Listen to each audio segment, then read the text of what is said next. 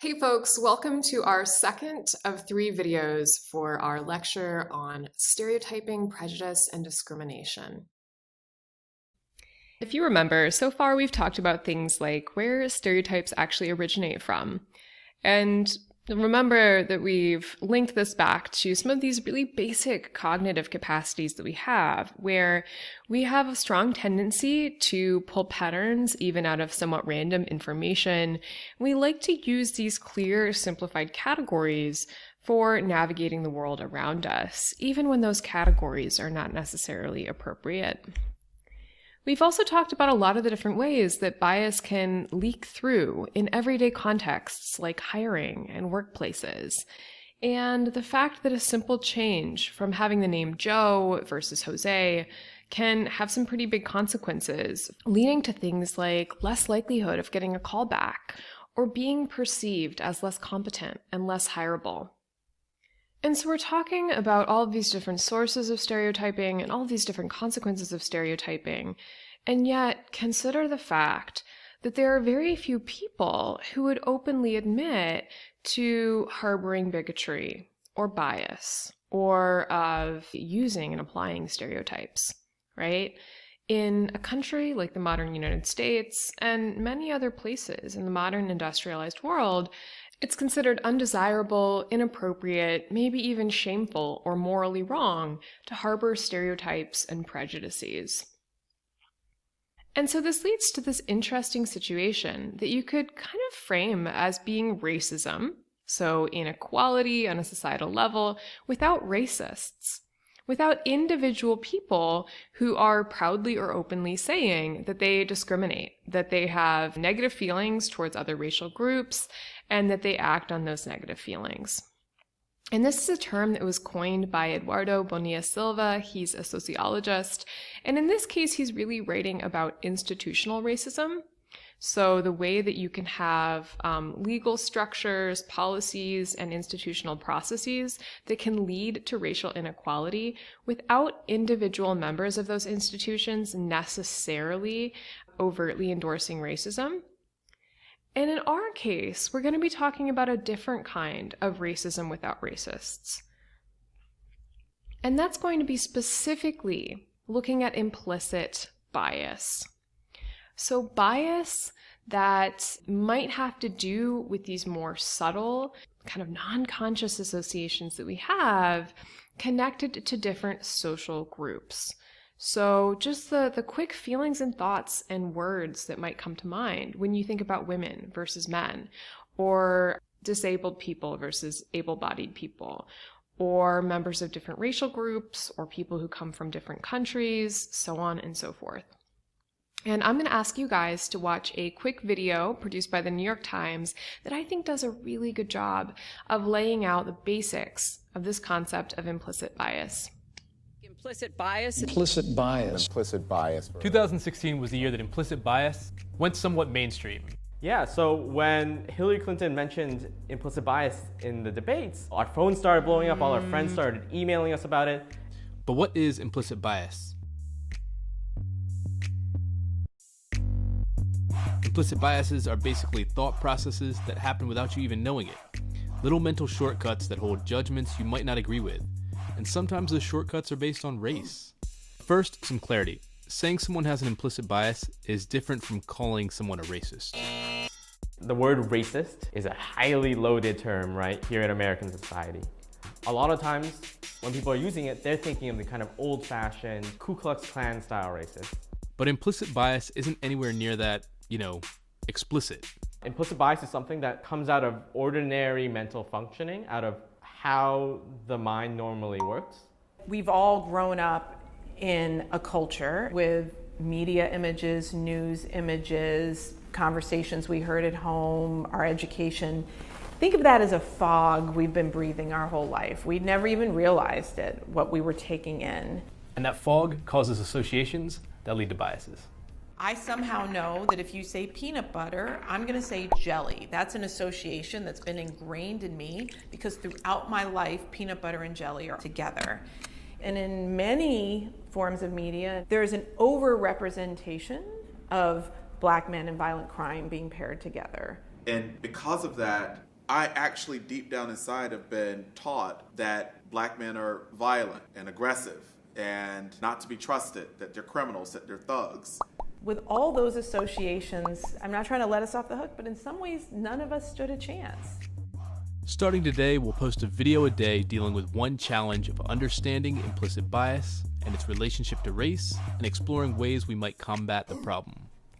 One more thing, if you're seeing this and thinking that it doesn't apply to you, well, you might be falling prey to the blind spot bias. That's a scientific name for a mental bias that allows you to see biases in others, but not in yourself. We're biased. One of the things I really like about this video is their peanut butter and jelly analogy. Even if I don't know much else about you, I can be pretty confident that you mentally group peanut butter and jelly together. And how do I know that about you? Well, it's because we've all been bombarded with the association of these two things in our culture. Again and again and again and again, you're going to see them in close proximity. You kind of can't help but building an association. And let's think about how this works with different social categories. So let's say this association that we have in our culture between women and different types of domestic labor, such as cooking and cleaning.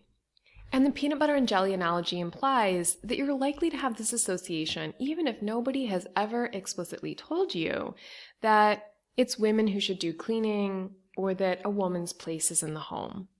Instead, all that you need is to repeatedly see these two things placed in close proximity to one another. You see an ad like this. And then the next time you're flipping through a magazine, you see an ad like this. And then an ad like this.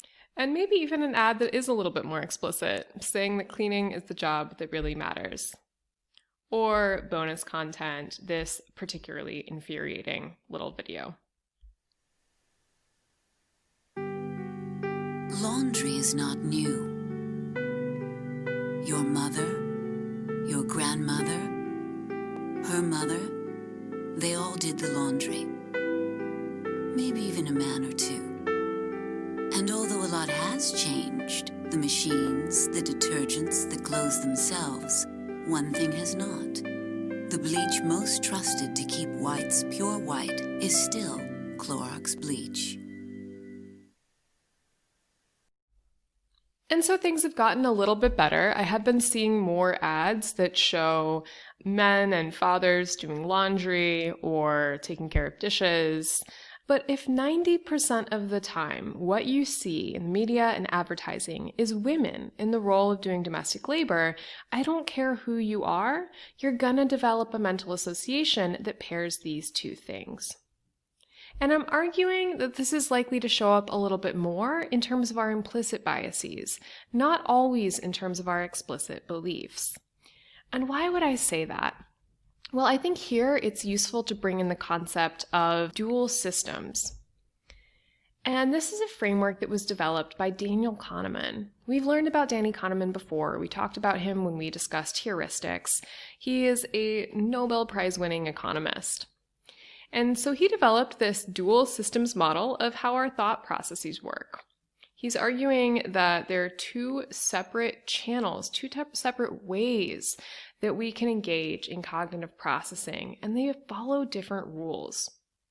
So system one is the kind of fast, quick system that tends to cut a lot of corners. And Danny Kahneman actually argues that this is the system that's responsible for more of our overall mental activity. This is a system that's based on associations. So if I say Brad Pitt, that might call to mind, Hollywood, it might call to mind older men, it might call to mind Blonde or Jennifer Aniston or Angelina Jolie, or you might be thinking about movies that he was in. And all of these little associations can be triggered just by me saying Brad Pitt. You don't have to necessarily sequentially go through each and everything you know about him. There are just associations that are more or less automatically triggered. So this is also happening in parallel. It's all happening at once. It's not a clear, linear, sequential train of thought. It's just this explosion of mental activity, some of which you might not even be aware of. And so that means that it happens pretty fast. System 2 is a lot more the stereotype that we have of what it means to think about something. This is your controlled, verbalized, sequential, linear train of thought. But what's useful about System 2 is System 2 has more checks and balances. Because you're actually paying careful attention to each step of this thought process, you can intervene when you realize you've made an error or you realize that you're heading in the wrong direction. So, if System 1 is where you're kind of processing your feelings about women and housework, you might be having all of these associations that are derived from every single Bounty and Tide and washing machine ad you've ever seen. And you can't necessarily control those associations. But if you're going through a slow, controlled thought process that starts with this idea, should women be responsible for housework? You can quickly say, well, I believe in equality. I can think of all the downsides of kind of restricting women to the domestic sphere. No, I actually don't believe that women should be the ones who have to do most of the housework. So other kinds of beliefs that can kind of correct and counterbalance these biases can do more work in System 2. But they're not necessarily going to do much good in correcting thought processes that are happening in System 1. So just to reiterate, System 1 is responsible for implicit bias, or the gut-level feelings you have about different social groups, whereas System 2 could be responsible for explicit bias, or all the different things you might explicitly believe, positive or negative, about different social groups. So, implicit bias is an intriguing concept, but it wouldn't do us much good if we had no way of assessing it. And it wasn't until the late 90s that we actually developed techniques that allowed us any kind of insight into people's more implicit feelings about different social groups. So the following group of researchers, Brian Nosek, Mahzarin Banaji, and Tony Greenwald, developed this test called the Implicit Associations Test that used a computer task that by measuring your reaction times when categorizing black and white faces and positively and negatively valenced words is actually able to get a measure of how closely you associate white and black with these concepts of positivity and negativity. You may or may not be surprised to learn that implicit attitudes are actually one of the areas of social psychology and stereotyping and prejudice research that have received the most attention over the last couple of decades. And it's not only researchers and scholars and academics who have been really interested in understanding implicit bias. You're also starting to see things like this. You're starting to see an explosion of suggestions that we offer implicit bias training in lots of different domains of life. So there's been a lot of interest in whether or not implicit bias can explain, for instance, police brutality and police violence against Blacks and Latinos in the United States. I'm sure you heard about this one-day training where Starbucks actually closed down all of its stores in order to offer a one-day intensive workshop on implicit bias. And even so, in the legal case that was unfolding through this last summer and last fall about admissions policies at Harvard, arguing that they were discriminatory against Asian Americans, a judge actually offered, as part of a recommendation, that Harvard give its admissions officers implicit bias training, with the idea that potentially part of this seeming discrimination against different ethnic groups was rooted in implicit rather than explicit biases. So, if it is in fact the case that most bias in the modern-day United States is implicit rather than being overt and explicit, it would be really cool if we could actually also conquer discrimination and bias at the implicit level. That might actually give us a shot at really sort of ameliorating racism or sexism.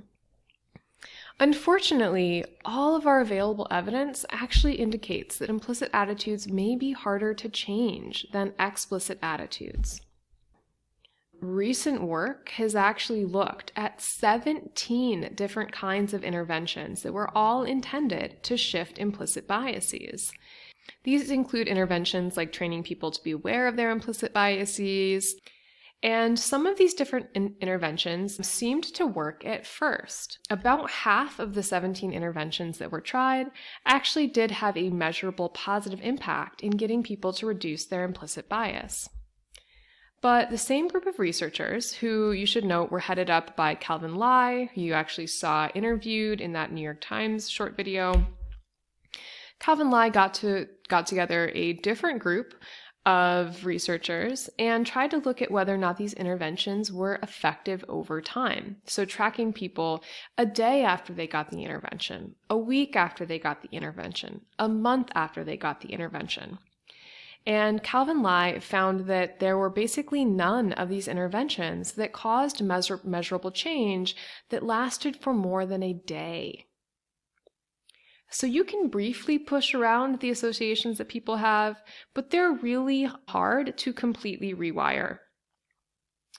And this might sound really disappointing, but I also want you to consider that these implicit associations are rooted in a lifetime of experience. Even if you're a college student, that means you're talking about 18 years of experience with the world and media imagery and advertisements and things you've heard your friends and parents say. And the idea that a one-day intervention could so radically change your associations that it undoes 18 years or 25 or 30 years of experience, it's just a little bit unlikely, right? So it looks like although implicit bias might be a big factor in why we see discrimination and prejudice in everyday life, despite the fact that, of course, racism and other forms of bigotry tend to not be very socially acceptable, right? Although implicit bias might have powerful influences, it may not be the best target for intervention. It may not be the best target for trying to actually improve prejudice and discrimination in everyday life. However, thankfully, social psychology has identified some techniques that actually are quite successful, and that will be the theme of our third and final video.